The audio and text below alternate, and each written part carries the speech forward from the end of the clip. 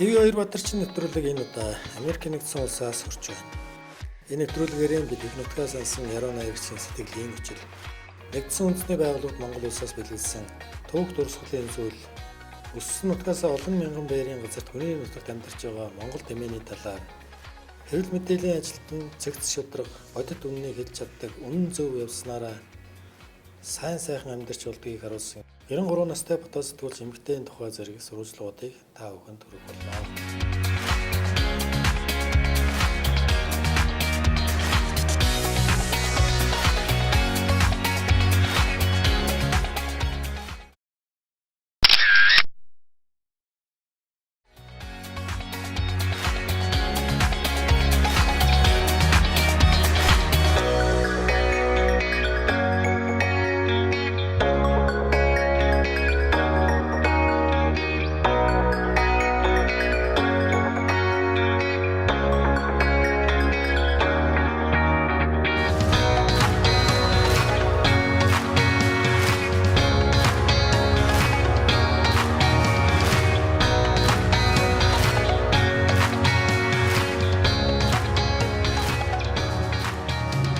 ТV2 телевиз Чикаго хотын голоор урсдаг Чикаго голын хөөн дээрээс үзүүлж байна.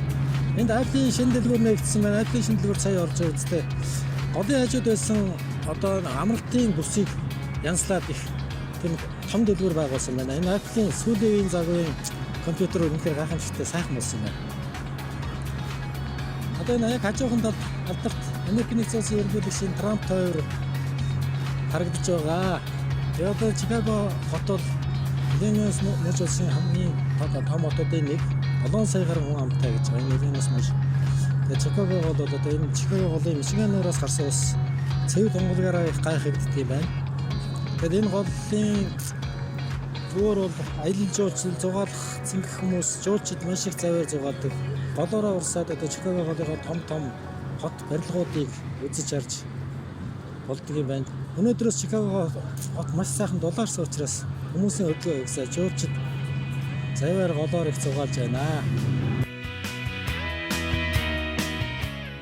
Дэлхийн аль ч улсын Apple компани дэлгүүрт ороход технологийн шинжил хөөж гүйцэтгэжгүй технологийн шин дэвшилттэй техникүүдээр одоо хүмүүсийн анхаарлыг татаж дэлгүүрүүд нь бид дөрвөнтэй орсон гарсан сонирхсон худалдаж авсан бэлдүү янзын үйлчлэгийг сервисүүдийг хийлгэсэн ийм дүр зургийг олонтаа харж болно.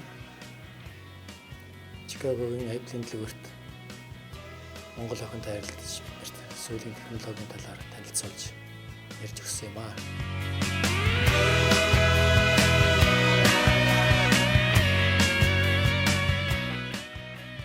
За энэ аяга одоо өөрийн чинь ууж байгаа кофе ч юм уу цайг яг өөрийн чинь хүссэн температурт барьж идэм байна. Ингээд доороо халаагууртай тэгээд тавиад утаснасаа температурыг контролдоод тэгээд халуун кофе үргэлж одоо өдөржингөө халуун кофе уух юм байна. Энэ продакт болохоор хэрвээ та ингээд үргэлж бүхийж явдаг бол нуруугийн чинь тэгшлэг зориулалттай юм байна. Ингээд хэрвээ та бүхийгээ дэвэл чичигнээд эхэлдэг юм байна. Вибратордаа тань сануулад нуруугаа тэгслээрэй гэдэг.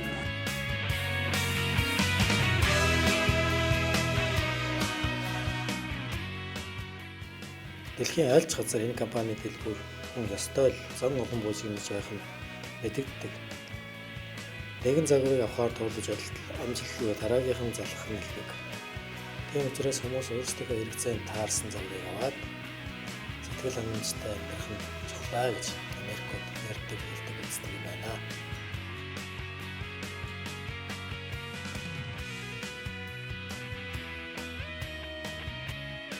Та одоо Чикаго голын дундуур явж байгаа жуулчдыг харж Чикаго хотын цэвэр тунгалаг Чикаго голыг харж байна.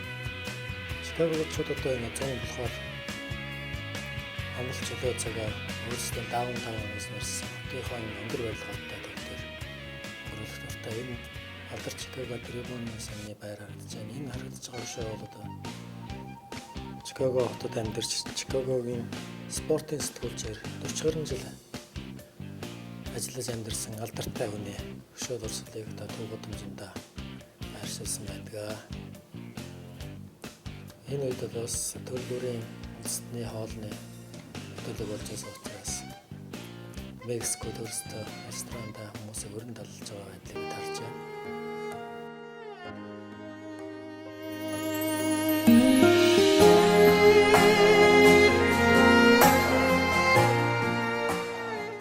Энд би их нутгаа санаалзаж харийн нутагт амьдарч байгаа нэгэн яруу найрагч залуутай тааралдаж түүний одоо сэтгэлээс урган гарсан яруу найргийн бүрүүдийг өөрийнхөө дуу авины тохиромжтой бичиж авснаа та бүхэнд хүргье. Тэнгэрэн цэнхэртэй санаалтахад салхин өнөртэй сайхан нутгийн бараан тодхоо. Намайг Үлзий хотын Мөрөмсрөн гэдэг улсын их сургуулийн удаг зохиолын ажилтсан сэтгүүлч дүүргэсэн сэтгүүлч мэргэжилтэй яруу найрагч хүн байна. Америк нэгдсэн улс тэгээд бас 13 жил болж байна. Америкт монголчуудын удаг зохиолын нийгэмлэг гэдэг Монголын зохиолчдын хэвлэлийн салбар зүйл энэ байгууллагыг үүсгэн байгуулаад тэр үнээр нь ажиллаж байгаа.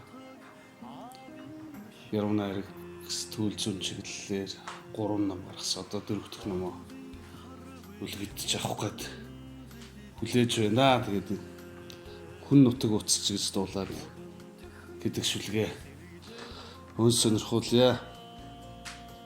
Хүн нутаг уцч гэж дуулаад аян холын жол ойргуулж амьтан хүн Монгол уцна гэж дуулаад адууны араас дэгэх чөдөртэй мөр шиг сэтгэл минь араас нь дагаад нис чихмээр л санагдах юм.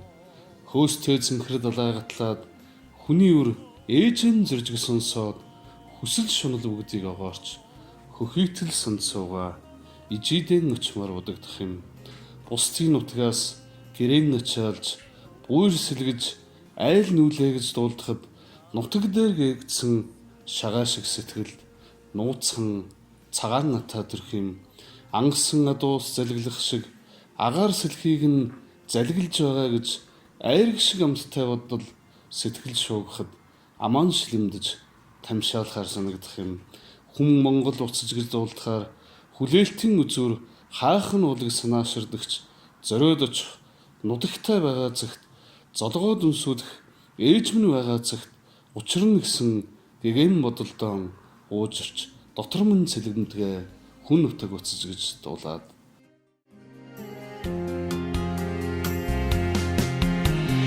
Хүний нутгийн сайхныг мэдхээ хүрэх алсын холыг зорьсон хос би танаас сэрхэн эрдэлийг хорвоод би чинь олсон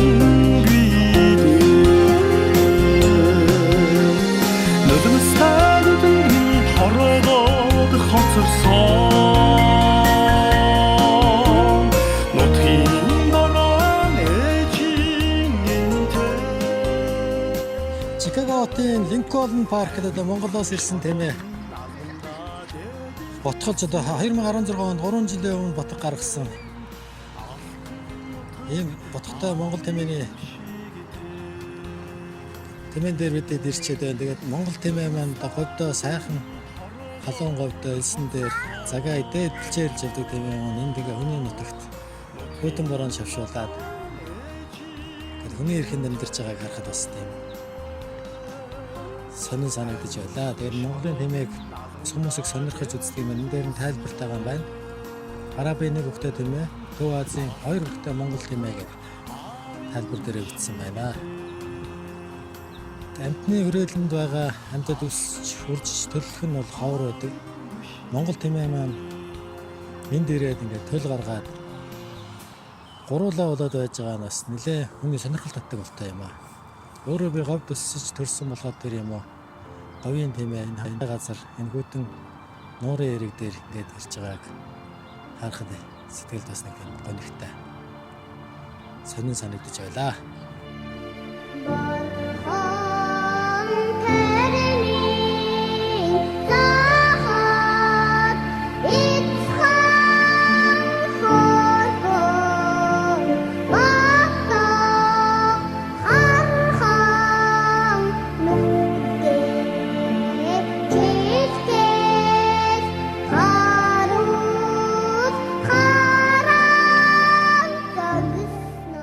Далайн чандад хүний нутагт насаа илэх их гоё энэ тэмээнүүд бусад тэмээтэйгээ жилгүй хөв заяаг туулан амьдрах болно.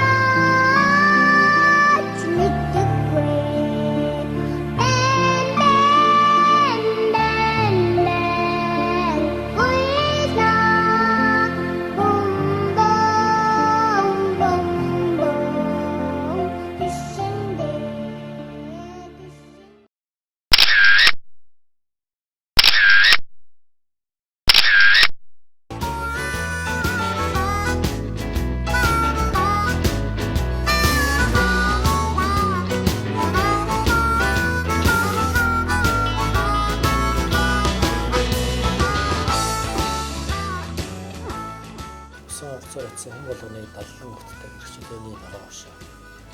Нью-Йоркчуудын амьдралын хэмнэлэл үргэлжийн үйл хөдлөлгөө хурдтайгаар өрнөдөг. Дэлхийн нийслэгдсэн Нью-Йорк хотод Сталин хүн бичгээс төнд бичгэнсэн газар.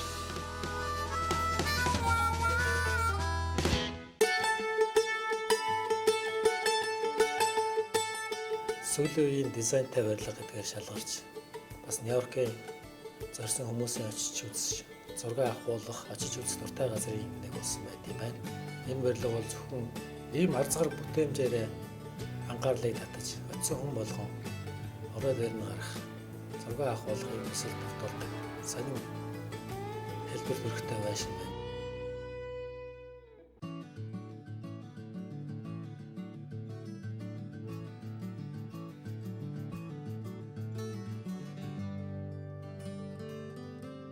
Нью-Йоркийн нэгэн бэлэгдэл болсон Бухны өшөө байна.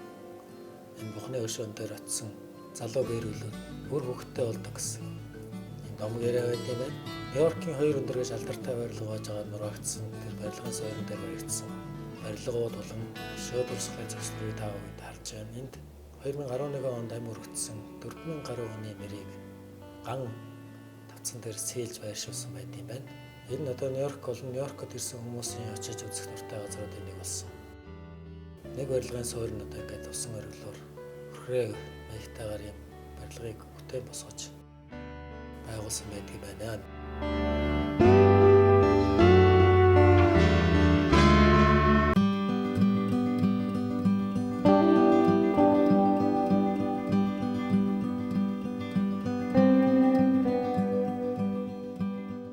Нью-Йоркчууд бол гадаа гудамжиндаа ингээд чөлөөтэй хоолундаа идээд суух дуртай алдарт Times Square-ийн барилгыг тавхан харж байна. Энд одоо Нью-Йоркийн төвд оршдог учраас үе түмэн олон хүн очиж элдв янзын арга хэмжээнд оролцож одоо жуулчдын гол жуулчилдаг төв гудамж. Энд бол одоо урлаг соёлын олон арга хэмжээ, голон төрлийн гуанз ресторанууд оршин ажиллаж одоо хүмүүсийг өрн дуулж дуудсаар байдаг юм байна. Манай Бадарчин аяллах маань ч гэсэн бас бусдаас дутсангүй энд очиж Нью-Йоркийн зингээд арга хэмжээнд өөрийн байр оролцсон байгаа.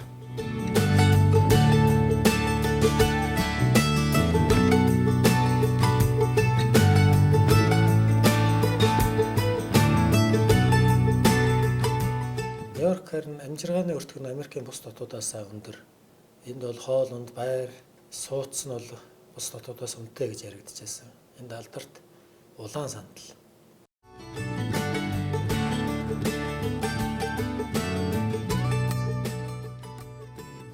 Сүүлийн үед баригдсан 2 өндөр бөөрийн хажууд баригдсан 30% дизайнтай энэ цагаан барилга. Энэ дотроо одоо урлаг спортын арга хэмжээг өргөн дэлгэр болдог. 27 цагт урлагийн амтлагууд энд ирж тоглолтоо хийдэг байгууламж байна. Энэ байгууламж нь бол хүмүүсийн очих дуртай, цуглах дуртай газрын нэг.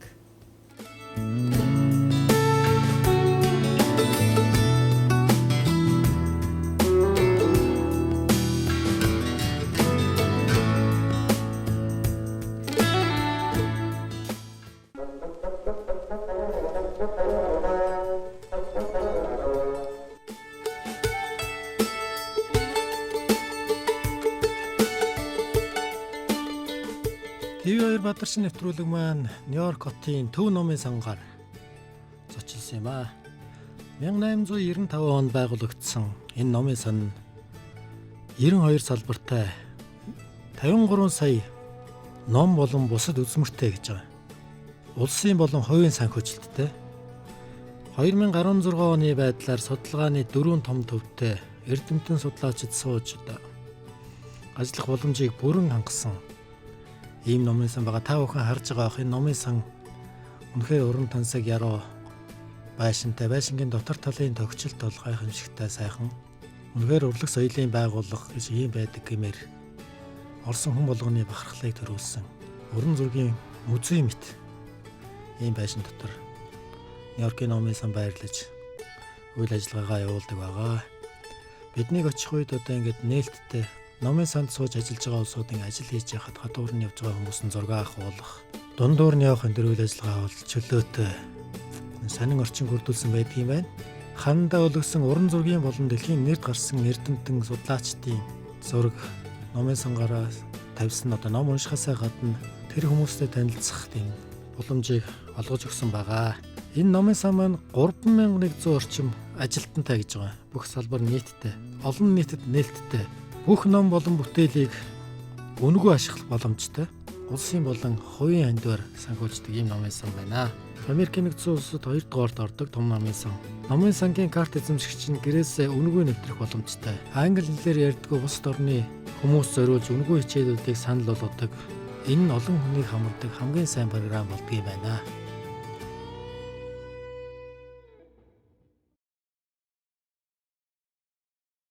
Манай нэвтрүүлэгт оролцохыг хүссэн хүн бүрт нээлттэй. Таны видео болон фото материалыг олон түмэнд хүргэх болно. Өөрийн үзсэн, мэдэрсэн акшн бүрийг үзэгчидтэй хуваалцахыг хүсвэл бидэнд хандаарай.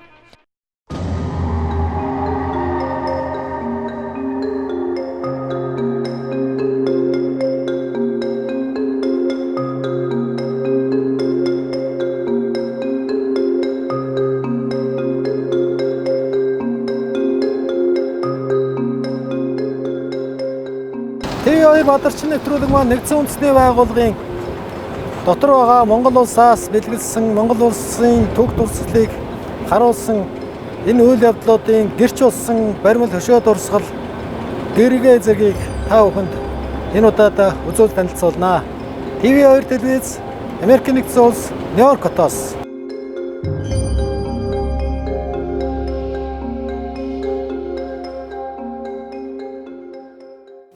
Нэгдсэн үндэсний байгууллагт 2000 онд Монгол улсын ерөнхийлөгч Нацгийн байгаантын бэлгэлсэн алтан гэргээ нь Худан Монгол бичгээр олдоод байгаа царын ганц хувилбар гэж үнэлэгддэг юм байна. 800-ны дараах өнөөгийн бидний төсөөллөөр бол одоо энэ гэргээнүүд нь Монгол төрийн элчин итгэмжлэгч уух хүчийг алдашгүй дархан эрхийн баталгаа саадгүй зорчих бүрэн эрх үхээ паспортын үүргийг гүйцэтгэж байсан. Ингэсээрээ Монголын эзэн тулс одоо анхны дипломат паспортыг үйлдвэрлэж элч төлөөлөгчтэй өгч явуулж хэрэглүүлж байсан ийм түүхтэй байдаг юм байна. Ийм дипломат албаны бэлэгдэл болсон алтан гэргийг Монгол улсын ерөнхийлөгч Нацгийн байнганд 2000 онд нэгдсэн үндэсний байгууллагад бэлэг болгон өгсөн байдаг юм байна.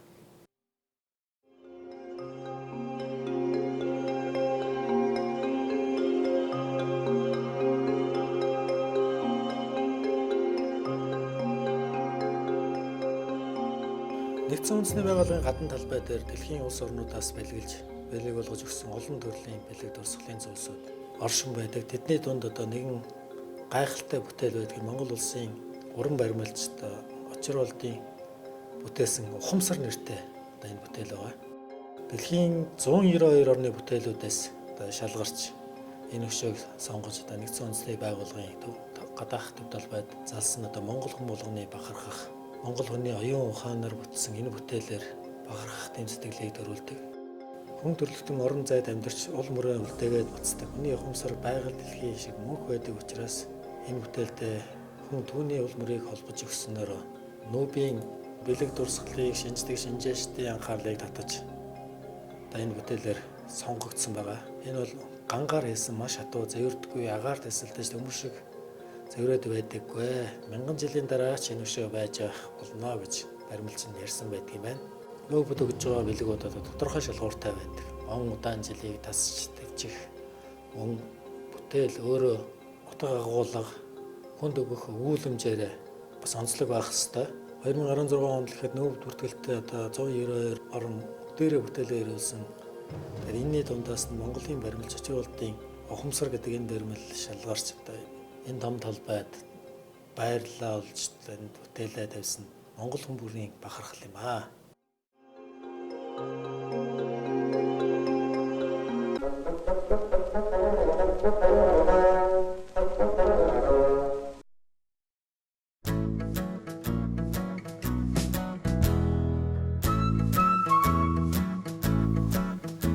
Нэгдсэн үндэсний байгууллага тулсан нэгэн арга хэмжээндээр нэг настай өгшин өөрөөсөө томшгоо аппарат өрөө зураг авч байгаа нь бидний анхаарлыг татаж улмаар угантай танилцж гэртэн очсон Галлори Старгинс гэдэг энэ 93 настай гэрэл зургийн сурвалжлагч маань насаараа сурвалжлага хийж дэлхийн дипломатууд он цугаад бүрэн эрх дэлчин сайдуудын зургийг авдаг мэрэгсэн энэ зурагч байгаа. Тэгээд энэ хүн маань одоо өөрийнхөө ажилд өмнө шударгаар хандаж чин сэтгэлээсээ зүтгэж чадах юм бол одоо амьдрал баян тансаг сэтгэл ханамжийн баталгаатайгаар амьдарч болно гэдгийг өөрийн биеэрээ харуулсан, мэдрүүлсэн, үзүүлсэн ийм гайхамшигтай хүн байгаа.